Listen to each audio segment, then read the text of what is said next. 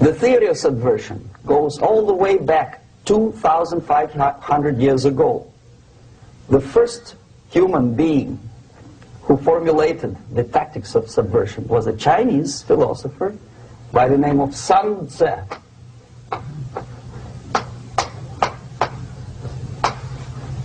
2,500 years BC. He was an advisor for several imperial courts in ancient China. And he said, after long meditation, that to implement state policy in a warlike manner, and you start fighting, this is the most idiotic way to do it. The highest art of warfare is not to fight at all, but to subvert anything of value in the country of your enemy, until such time that the perception of reality of your enemy is screwed up to such an extent that he does not perceive you as an enemy.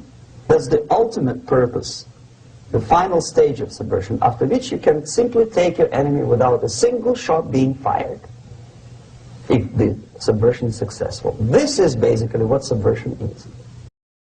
Our conversation is with Mr. Yuri Alexandrovich Bezmenov. Mr. Bezmenov was born in 1939 in a suburb of Moscow. He was the son of a high-ranking Soviet Army officer. He was educated in the elite schools inside the Soviet Union and became an expert in Indian culture and Indian languages. He had an outstanding career with Novosti, which was the, and still is, I should say, the press arm or the press agency of the Soviet Union. It turns out that this is also a front for the KGB. He escaped to the West in 1970 after becoming totally disgusted with the Soviet system, and he did this at great risk to his life. He certainly is one of the world's outstanding experts on the subject of Soviet propaganda and disinformation and active measures. When the Soviets use the phrase ideological subversion, what do they mean by it? Ideological subversion, which we call either ideological subversion or active measures, активные мероприятия in the language of the KGB, or psychological warfare. What it basically means is to change the perception of reality of every American to such an extent that despite of the abundance of information, no one is able to come to sensible conclusions in the interests of defending themselves, their families, their community, and their country. It's a great brainwashing process which goes very slow, and it's divided in 4 basic stages.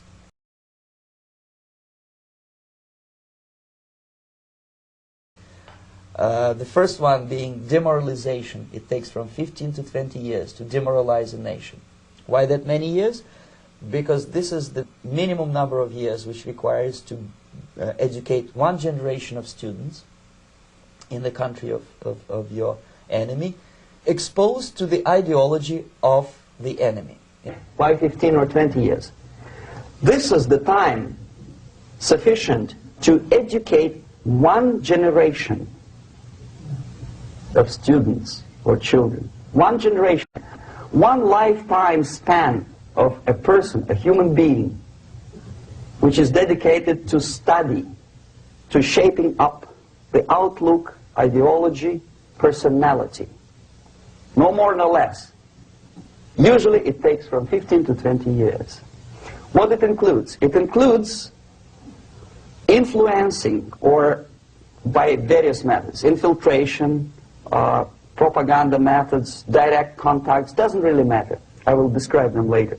So basically America is stuck with demoralization, and unless, even if you start right now, here, this minute, you start educating new generation of Americans, it will still take you 15 to 20 years to turn the tide of ideological perception of reality back to normalcy and patriotism.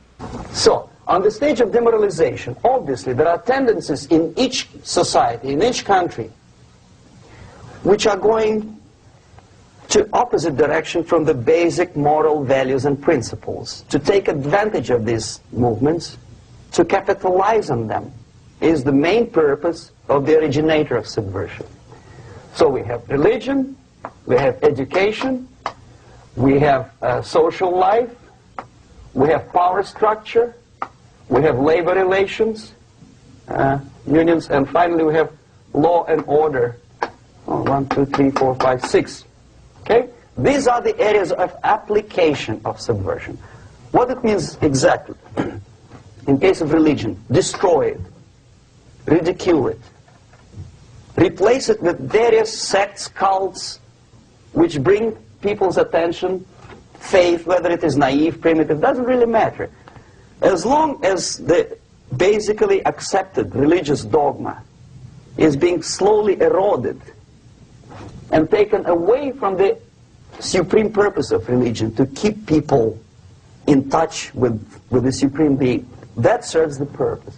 Therefore, replace it, accepted, respected religious organizations with fake organizations. Distract people's attention from the real faith and attract them to various different faiths.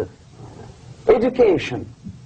Distract them from learning something which is constructive, pragmatic, efficient. Instead of mathematics, physics, foreign languages, chemistry, teach them history of urban warfare, natural food, home economy, your sexuality, anything, as long as it takes you away. Okay? Social life. Replace traditionally established institutions and organizations with fake organizations. Take away the initiative from people. Take away the responsibility from naturally established links between individuals, group of individuals, and society at large, and replace them with artificially, bureaucratically controlled bodies. Instead of social life and friendship between neighbors, establish social workers institutions. The people who are on payroll of whom? Society? No. Bureaucracy. The main concern of social workers is not your family, not you, not social relations between groups of people. The main concern is to get the paycheck from the government. What will be the result of their social work doesn't really matter. They can develop all kind of concepts to show to the government and to the people that they're useful. Okay, away from the natural links, power structure. Okay, the natural bodies of administration, which are traditionally either elected by people at large or appointed by elected leaders of society, are being actively substituted by artificial bodies. The bodies of people, groups of people, whom nobody elected. Never. As a matter of fact, most of the people don't like them at all, and yet they exist. One of such group is media. Who elected them? How come they have so much power? Almost monopolistic power on your mind. They can rape your mind. A person who was demoralized is unable to assess true information. The facts tell nothing to him. Even if I shower him with information, with authentic proof, with documents, with pictures, even if I take him by force to the Soviet Union and show him concentration camp, he will refuse to believe it until he is going to receive a kick in his fat bottom. When a military boot crashes his, then he will understand, but not before that. That's the tragic of the situation of demoralization.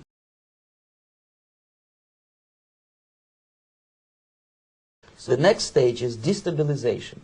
This time, subverter does not care about your ideas and the patterns of your consumption. Whether you eat junk food and get fat and flabby, doesn't matter anymore. This time, and it takes only from 2 to 5 years to destabilize a nation, what matters is essentials: economy, foreign relations, defense systems. And you can see it quite clearly that in some areas, in such sensitive areas as defense and economy, the influence of Marxist-Leninist ideas in the United States is absolutely fantastic. I could never believe it 14 years ago when I landed in this part of the world, that the process will go that fast. It's black against white, yellows against green, doesn't matter where the division line goes. As long as this group come into antagonistic clash, sometimes militantly, sometimes with firearms, that is destabilization process. The sleepers, many of whom are simply KGB agents, become leaders of the process of destabilization. Doesn't mean that Comrade Andropov sends Comrade Ivanov to the United States. The person who takes care is already here. He's a respected citizen of the United States. Sometimes he gets money from various foundations for his legitimate struggle for, I don't know, human rights, women's rights, kid lib, prison lib, whatever. There are sympathetic Americans who donate their money to him.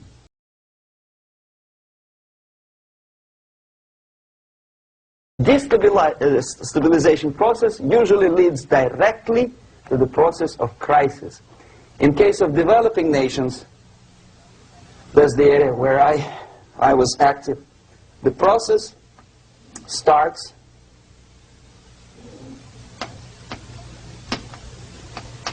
when the legitimate bodies of power, the social structure collapse. It cannot function anymore.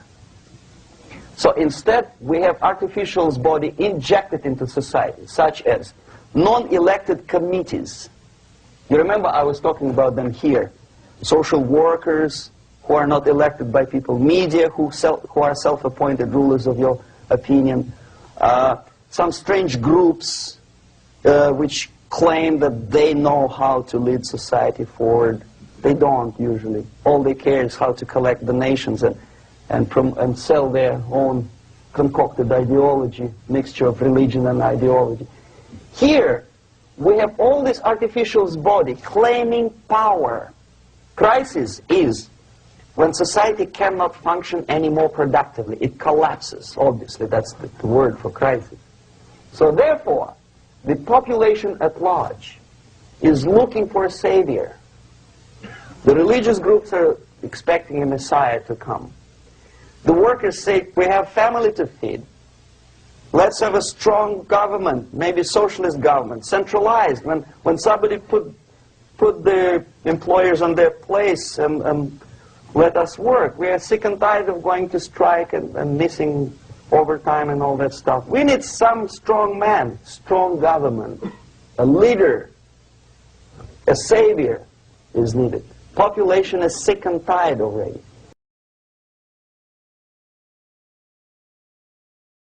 At that stage, the self-appointed rulers of the society don't need any revolution anymore. They don't need any radicalism anymore. So this is the reverse from destabilization.